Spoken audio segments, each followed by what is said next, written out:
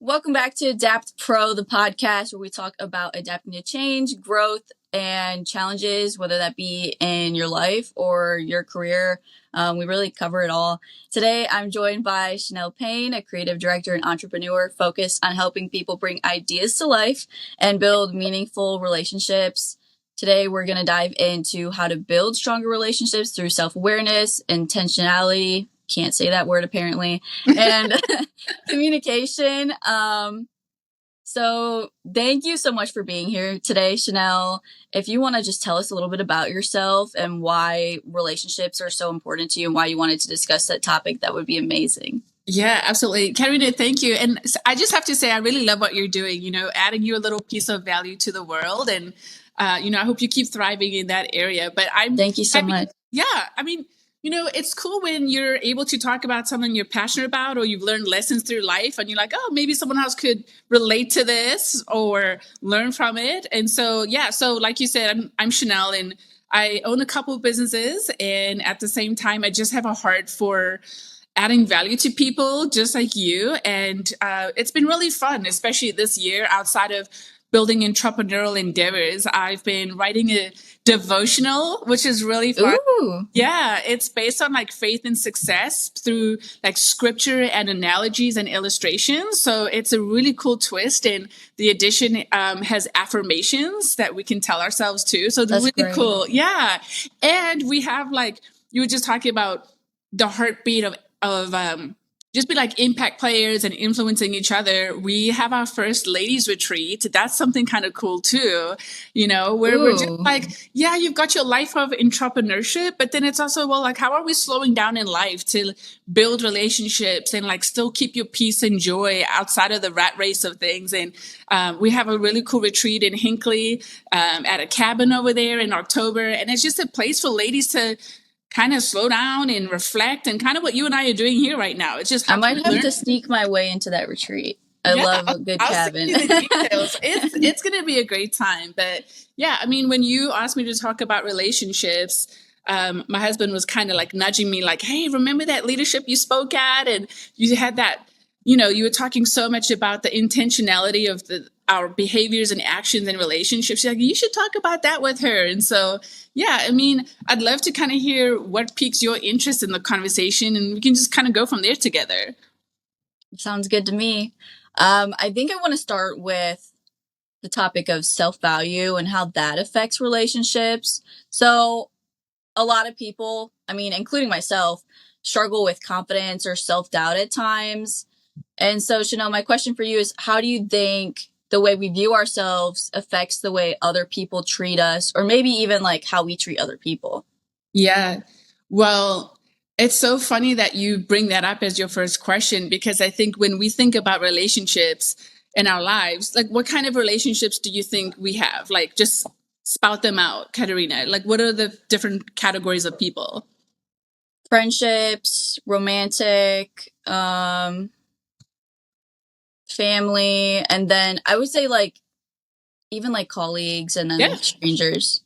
Yeah, exactly. That's where our mind goes to, right? It's like others focused, but it truly is us. Like it starts. Yeah. It's like you were just saying. And, it's like we got to look ourselves in the mirror, because I always like to say that our inner view becomes our outer message to people, right? Like even when we first met, like if I wasn't maybe speaking with some enthusiasm or some joy, not that I have to be perfect, but like you probably get a good feel of, oh, wow, like does this person love themselves? Like, do they like what they're doing in life? And we're not always there, but we can work on it, because I think growing up, we get so much from our environments that shape us. And as we get older and wiser, we have the responsibility and choice, right, Katerina, of like, what do we do with this? Like, why did this impact me this way? How am I like reflecting that on the outside? And that's so, so, so important. And so for me, I would say we have to ask ourselves, how's my relationship with myself? Like, do I have a good relationship or do I have a bad relationship? And when we answer that, it's also not just a yes or no. It's, well, let's get into the details, Chanel. Like, why is it good? Why is it bad? I think we don't slow down enough to figure out the details of those things. And that will literally impact your question of where is my confidence? Where is my self-worth? Like all those questions. And I think for ladies, we can be really emotionally hard on ourselves that if we identify that something isn't good or right, 100%. then we like do self-condemning. But that's not the goal. The goal of reflecting and answering that is to identify where you're at and maybe why. And then what are you going to do with that moving forward? You know, maybe you grieve it for like a second or two or a couple of days or weeks, but like we literally have the responsibility of, well, can I change that? And how? There's so many resources out there. I think back in the day, people didn't have as much resources, whether it's a book or podcast, right? Like this, or people or support groups. But it's like we have almost so much of it that it's overwhelming, but they're out there for us. Yeah. You're totally right about, especially like being a woman, being way too hard on yourself. Like you try to be like productive and being self-aware and working on yourself. And then more times than not, it turns into like basically beating yourself with a bat. And it's just like not a good time. What do you think the first thing that people should look at like in themselves if they feel like their relationships aren't necessarily where they want to be? Yeah. And they just don't know where to start on working on their relationship with themselves. Yeah. Wow, that's a loaded question. I know. Because it could be different for different people, right? Like different aspects of things. But when you talk about when people are looking at their relationships and wondering, okay, why do I have a good circle of people or good reflection of others on me? And I would say, well, wouldn't you agree, Katerina? Like that certain behaviors and actions that we put out there is going to determine the value that we put on those relationships too, right? Like we have to be conscious of, okay, like how do I behave around this person or these groups of people? What kind of intentionality and action am I putting forward? And one of the first things that I think of is people are going to laugh when they listen to this because they're either going to be guilty of it or like a victim of it. But like response time is huge in relationships, right? Like if I texted you and didn't hear a response for, I don't know, 3 days, and I get it, we all have busy lives, but it actually does show the person like how important you are or how important that conversation is, or like, or if I call somebody and they don't call back, not that like you got to call me back in 5 minutes, my goodness, I understand grace, but it does actually send a message if we think about it, right? 100%. And then we could respond with, hey, I'm so sorry, like my week got ahead of me, but that's good communication. You're now acknowledging why you had such a delayed response time to whatever it was to a person, email, text, phone call. And so I think that's really, really big. And the other thing too is, man, like I had to grow into this. It's like owning your mistakes with people. Like it is really big. Have you ever had conflict in a relationship, Katerina? I hope that everyone has, definitely. Yeah, right. It was kind of like a duh. Yes, like I have one going on right now, or like I just had one 5 minutes ago. But the truth is, when we do have conflict, and I'm telling you, I'm speaking from me talking to myself, that's helped me, is we have to like own our mistakes and not be afraid of crucial conversations. Like crucial conversations are not there to be offended. You just have to learn how to maybe like set the tone of how you want the conversation to be received before you go into the conflict resolution, right? And there's books on that, there's podcasts, there's people you could talk to and like figure that out. But once you do figure out how to have crucial conversations, all your relationships are good, because you know what that does? It clears misunderstandings. It provides conflict. I mean, for real, here's a really good example. There was a lady that I had a relationship with, and I actually wanted to have a stronger relationship with her because of like leadership traits that she had and people she was getting around. And for some reason, Katerina, like for years, like almost 4 years, going on to 6 years, I struggled not understanding why can this lady and I not get to that place yet. We've been around each other because relationships take time. So you have to be patient for them to build. But I was like, okay, checkbox. Like I've been to different leaderships with this person and all these things, and nothing like crazy has happened, but it was eating at my spirit. Like, it was not healthy. Like, and I realized I just need to confront the individual from a good place, not like a, why is things like this? It's more so, hey, I don't know if you feel the same way, and I want you to receive this message in this manner. But I've been thinking about this for this amount of time, and I just want to clear the air, because what I care about is getting to this point and understanding. Mm-hmm. And Karen, I tell you what, like, first of all, I should not have waited for 6 years to have that conversation. But when I did, my goodness, there was so much relief. There was so much clarity, and a beautiful friendship started. And all it took was an uncountable conversation with a good tone and maturity. And that's how relationships get better. Think about with our parents or significant others, or probably even our kids. Like, do we just slow down to have the right conversations? I'm like definitely a very impatient person, so I think that's where I struggle the most in that regard, because it's hard to remember that relationships don't just blossom overnight. Like, they take a lot of work and time and consistency. Yes. And I've definitely had relationships in the past where I've fell through on my end in that regard, just because I am so impatient, but I'm working on it. I mean, I'm hoping I'll get better at it. I'm still young, but it takes time. But you know what, though? The cool thing is you recognize that. And I feel like when we are in a space in life where we start to recognize these different triggers or traits or behaviors maybe that we don't like, when we're in them, you'll know, oh, I'm being impatient right now. And like, maybe you'll start making slight adjustments, or you'll reflect on like, oh, I messed that one up again. I definitely wasn't patient. So, kudos to you. Yeah. I work in sales, so relationships matter a lot at work. That's kind of why I went the like account manager route as opposed to cold calling all day, because building relationships, it is very hard, but it's just more of my pace rather than dial. And you're 100% correct on response time, because the faster I respond to someone, the more likely that deal is going to close, because they feel like I care about them and their needs, and we can usually get things done pretty fast. Yeah. And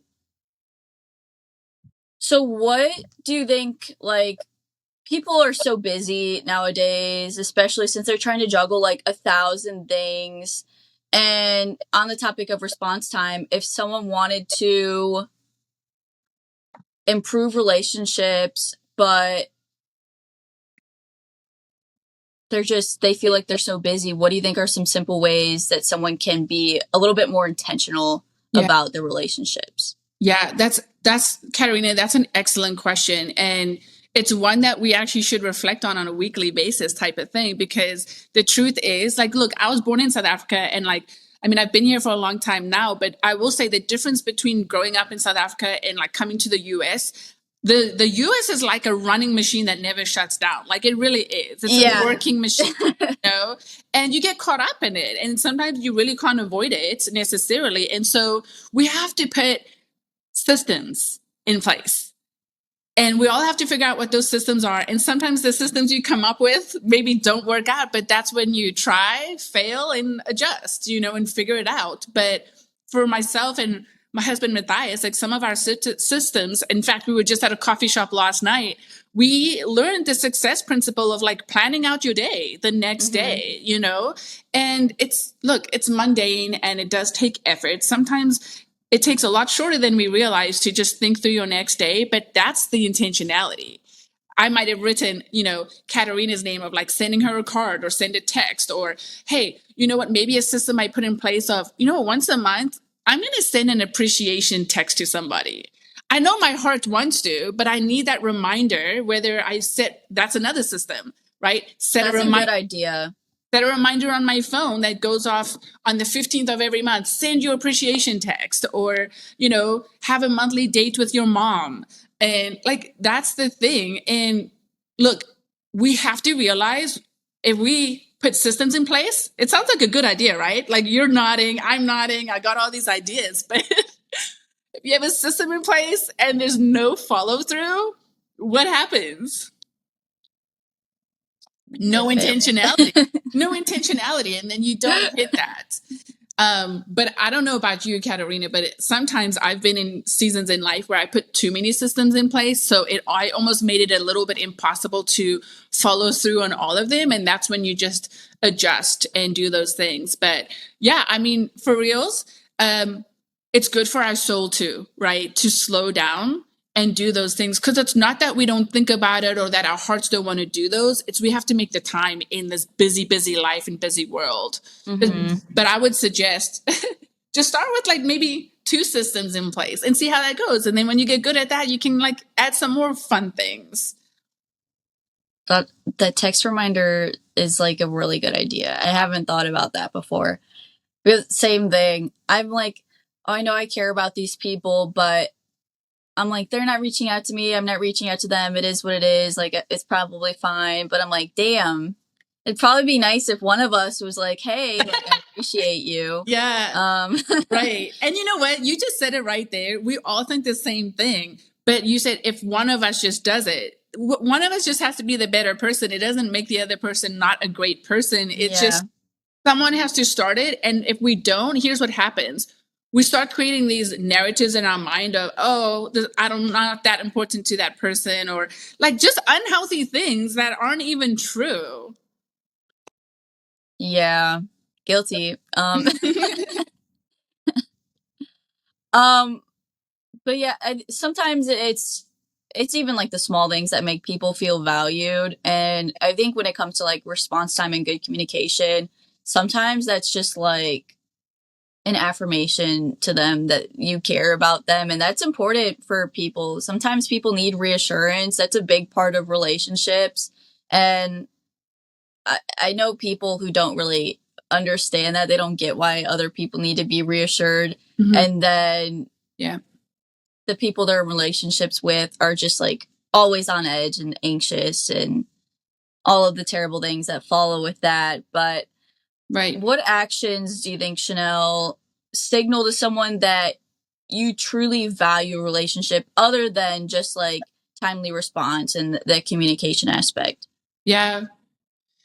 I think as humans, we can tell whether someone was really listening to you or like knows you, right? Like, and it makes us feel good where we're like, oh, wow, you remembered that. So I think being able to reflect on what you know about that person or the last conversation you had, or maybe something really important. I mean, you know, an example is when we hopped on here, I was asking you about some things that I know you're working on in the background and some goals you have this year. And it's like, I actually like enjoyed learning that about you. Mm-hmm. And I was intentional about like, how is that going? You know, and like, it probably made you feel good of, oh, wow, like she remembered that I'm working towards that or that. And so I think, you know, other than response time and communication, it's, well, are you like actively listening or are you just like, yes, sir, yes, ma'am, like, and like, you know, to those people who ask you, how's your day? And they want the short, good, you know, or is it like, no, really, like, how's your day? Like, what's been your highlight of your day or whatever? It's what kind of person are you? Are you actually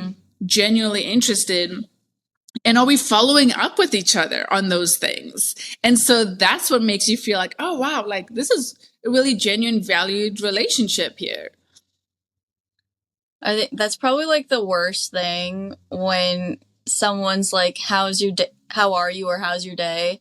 And they expect just a good. And I'm a yapper. So sometimes I'll be like, oh, I'm doing really good. Like I'm da, da, da, da, da. And they're like walking off to go refill their water bottle or something. Like, awkward, but yeah, it happens.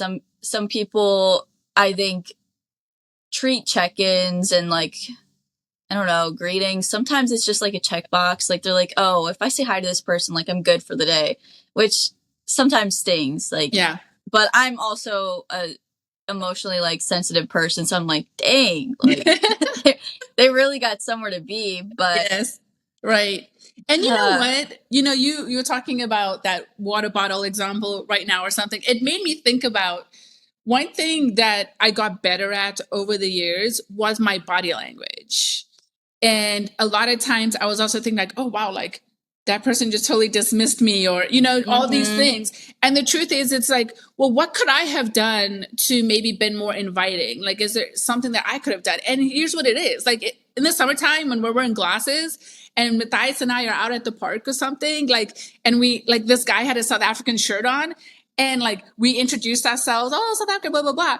And I had my sunglasses on the whole time. Like, all I have to do is put them on my head, and now I actually have real eye contact versus looking at someone. Like, something as small as that is inviting and is like, oh, I'm paying attention to you. And also in passing, like, are our shoulders like facing the person, or are we like looking like we're gonna continue walking? Like, are we actually stopping to, hey, I'm here to chat with you, And so it's little things like that that really do make a difference, in nodding and acknowledging, and maybe even Katerina, like, reiterating what they're saying, like, oh my gosh, like, oh, so you're saying like that the engineering world, like, working in there is like this or that. Like, you're just repeating like what they're saying. That's like, wow. And it's not a tactic. Yeah. It's really not. But if you have an agenda, it will come off as a tactic. But when you truly feel like, wow, this is how you slow down to have a conversation with someone, it will come off very naturally. That's some good advice. I'm like taking so many mental notes right now because me too. Like, dang. I'm like, dang, I'm learning from myself right now. Yeah. That's funny. But what do you think, like, a good way to really just slow yourself down, respond more thoughtfully, especially like in those moments? I think like kind of what you said, repeating back to someone what they said, first of all, so helpful for yourself, because sometimes it's not that you don't want to listen, but you're like, I didn't even process what they said. Like, I know what they said, but I didn't process it. So it can help you kind of like internally figure out what your response is, or like, oh, wait, that's like actually kind of cool. Maybe I can talk instead of being a robot. Yeah. I mean, you make such a good point. Obviously, you could tell, like, I speak really fast too, just in general. By the way, all South Africans do. But you made a point about slowing down. I think in this world, especially if we're nervous and maybe we're not the most outgoing person and we're in a conversation that just approached us, like, we did not approach you, why you're talking to me, and now you're nervous, or, whatever. We feel like, oh, I need to respond, and I need to respond with something good or valuable. Like, we kind of create this panic, right? I think sometimes, like, in our mind. Yeah. Which then in turn, we're not allowing ourselves to be like, it's okay to have a little bit of like a silent pause, like I just did, right? Like, it's not that awkward. It's showing you that I'm thinking about what I'm saying. It's actually more normal than we realize. So I think the message to ourselves would be, it's okay to slow down. It's okay to have a pause. As long as you're still engaging, like, with your body language and stuff, it's all right if your words are not like responsive like this. And also, there's been times where I'm pretty sure I came off as though I was not actively listening, because maybe I like didn't actually fully hear what they said, and I was too scared to ask them to repeat themselves, or for them to think that, oh, I was not paying attention to what they said. But I literally have no idea how to respond back because I missed what they said. And that's a lack of self-confidence that was in me at the time. But all it would take, right, that clear communication and just asking to understand, I could be like, hey, I'm sorry, I caught like half of what you said. Could you tell me the rest? Like, it's okay to seek clarity in a conversation so that you're not just saying yes to something you probably should have said no to. And now they're like, whoa, why are they saying yes? They are not listening to me. Because that's more embarrassing if you think about it, not seeking clarity. Yeah. With like the body language, if I'm like doing those pauses, or I like have to think for a second to like respond like in a meaningful way, I think my biggest issue, and I'm sure other people that have like a little touch of the tism have this as well, I have to be very aware of my face. My face is always doing something weird. Usually it's in like RBF mode. Like, I just don't look friendly, and I don't mean it. Like, internally, like most of the time, like I'm smiling ear to ear, but I have to be so intentional about how I'm presenting like my face and kind of like masking in a sense. And that in itself can be really tiring, but then it gets to a point where I need to understand that other people are reading this as body language. Mhm. And if I look so uninterested or like my head's somewhere else, then that's just not going to translate well. And that's something I'm working on being more intentional about, because I can be standing there thinking I'm like being such a good listener. My body language, like the rest of it is fine, but then my face is like, Right. Oh my gosh. like, I totally get it. Maybe that didn't come off that good. Right. I totally get it. And I've kind of walked that path a little bit too. And there's a couple things that come to mind when you say that. The first is like, there's a few things I think we can control if we are that type of person. The first is we can always communicate in that relationship. Hey, just so you know, sometimes I might look really serious, but I'm really happy. And like you make a joke of it and you tell them who you are already. So they're not surprised if they see that and they remember that you told them, and to not take offense to it. I literally have one of my videography clients who literally told me that too. I'm like, thank you for telling me that, because now I won't misinterpret and be like, why are you like unhappy with my service? The other thing I actually learned from my husband, Matthias, which I really made fun of him for this for a long time, but I'm kind of swallowing my words now because it actually works. But he used to take a pen, which I so happen to have over here, and he used to exercise his mouth muscles while we were driving. Okay. He would sit like this, which would force this, and it starts to work your face muscles, which with consistency, it actually changes a little bit of your jawline. And it's, again, I made fun of him, as you could tell. You're welcome, everyone. I just like embarrassed myself and you guys could see all of that. But it works, you know, and those friendly reminders in your head of like, hey, try to put a friendly face on now. And when I leave the conversation, I can get back to my normal life. I don't know if I'm going to put a pen in my mouth, but maybe I should. Well, you can something more tasty. True. Maybe like a Twizzler or something. Yeah. And then it sounds nuts, but a lot of great things in life come from crazy ideas. So, you know what? You're right on that one. Yep. Next time I see you, I'll be like, hey, have you been like doing some face exercises? You look extra smiley. I'll work on it. Yeah. By the time the retreat comes around, you'll see it. I'll let you give a testimony to the ladies of how you started to walk around with your face. Okay. I have one more question for you. And thank you so much again for coming on today. I really do appreciate it. You're very flexible. So you're an angel. But my last question is, what's one thing that instantly builds trust in a relationship, and one thing that you think can destroy it? Now, we always hear like it takes like one, I've heard different variations, like it takes 1 minute or 1 hour to like ruin a relationship, and it takes like weeks to months to years to build one up. So I just kind of want to hear your perspective on that. Oof. Well, that's a really touchy one, because I feel like I've had to work on both, and it easily comes to mind what it is. And one of the most important things that I look for and that I'm intentional with doing to others, because maybe I never got it and I recognized it, but it is one, like, acknowledge people's presence is really big in building trust.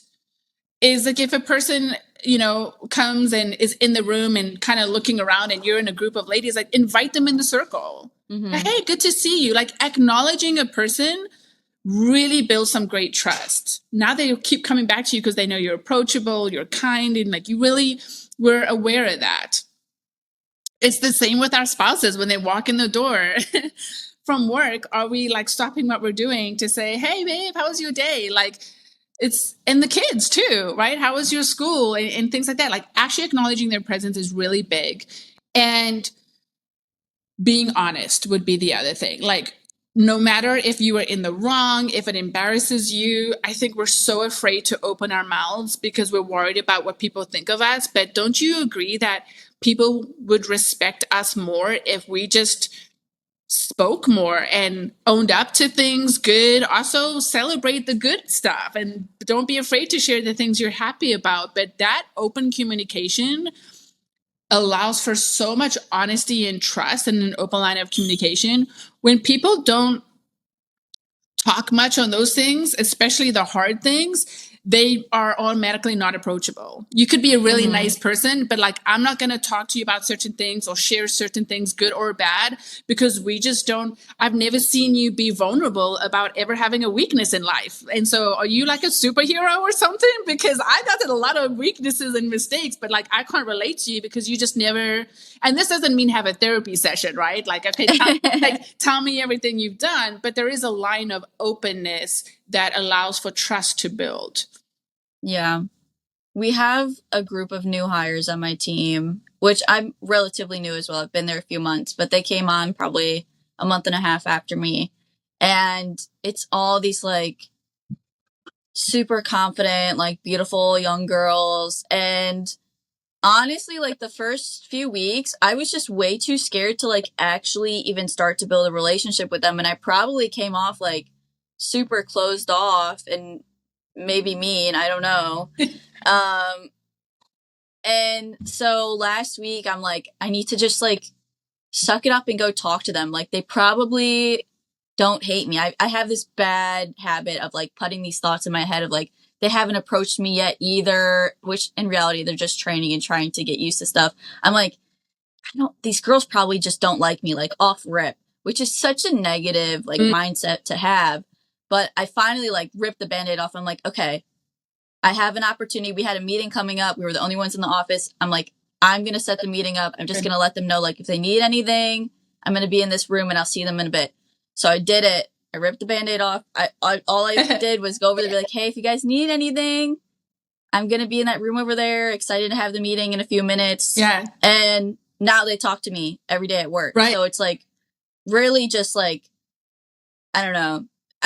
I know this is an appropriate way to like say things, but my biggest thing is that I tell the college students that I present to as well is like the best thing that you can do for yourself is to be ballsy. Yeah. And it's true. Like there's just so many aspects in life where like if you can just like rip the Band-Aid off and like force yourself to make that leap, like it really does pay off. And relationships are definitely the same way. And I'm still learning and adapting. I love that.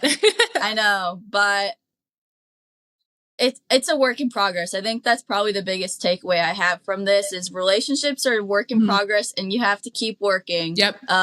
Because it will pay off. You can't be lazy. You have to stay aware. Right. And start to fall in love with yourself too, because that's the most important relationship, because then you won't care so much about rejection and other people's thoughts that aren't even thinking about you. They're thinking about what they're eating for dinner tonight. And we're thinking they're thinking about us. Like, so True. Love yourself and give that out to others, and the lessons will be rewarding. Thank you so much again for joining me, Chanel. And to everyone listening, thanks for tuning in to Adapt Pro. If you enjoyed this episode, make sure to follow and share it with someone who might benefit from the conversation. But with this one, everyone, so definitely send it around. But as always, thanks for listening and stay adaptable.